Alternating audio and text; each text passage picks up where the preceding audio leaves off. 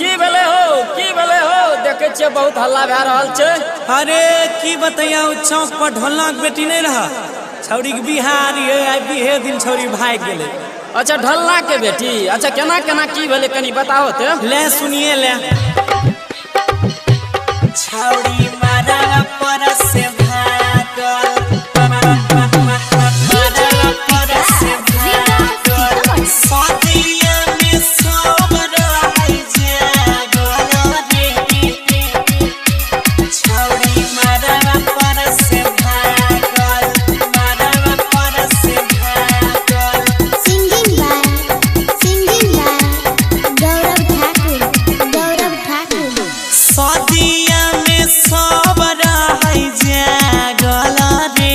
छौरी मारवा पर से भागल सदिया में सब रहै जागल रे। छौरी मारवा पर से भागल सगरे भे गेलै अनहार कहै दुल्हा लागै कार।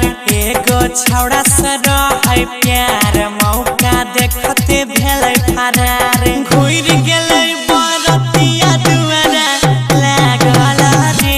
छौरी मारवा पर से भागल सदिया में सब रहै जागल रे। छौरी मारवा पर से भागल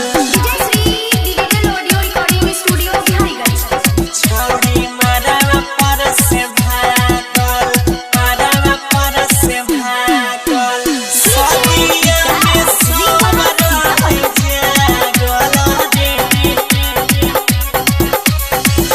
लाख लाख देने रहै दुल्हा के दहेज हो तैयो नहीं करल कई बेटी कहियो परहेज हो। तैयो नहीं करल कई बेटी कहियो परहेज हो। लाख लाख देने रहै दुल्हा के दहेज हो तैयो नहीं करल कई बेटी कहियो परहेज हो। बजलै नहीं पाँव के छागल रे। छौरी मारवा पर से भागल सदिया में सब रहै जागल रे।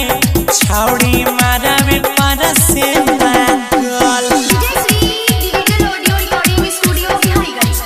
छौरी मारवा पर से भागल मारवा पर से भागल सदिया में सब रहै जागल रे।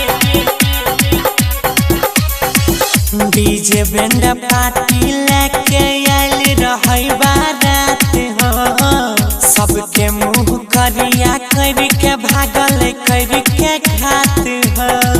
सबके मुँह करिया कर के भागल कर के घात। भैया डीजे बैंड पार्टी लेके आइल रहै बारात हो सबके मुँह करिया करके भागल छौड़ा साथ हो।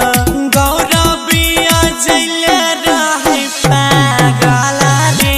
छौरी मारवा पर से भागल सोनू प्रजापति ले रहै पागल रे। छौरी मारवा पर से भागल सगरे भे गेलै अनहार कहै दुल्हा लागै कार। एगो छौड़ा से रहै प्यार मौका देखते भेलै फरार। घुर गेलै बरतिया दुआरा लागल रे। छौरी मारवा पर से भागल सदिया में सब रहै जागल रे। छौरी मारवा पर से भागल। बाप रे ई त अन्याय भे गेलो।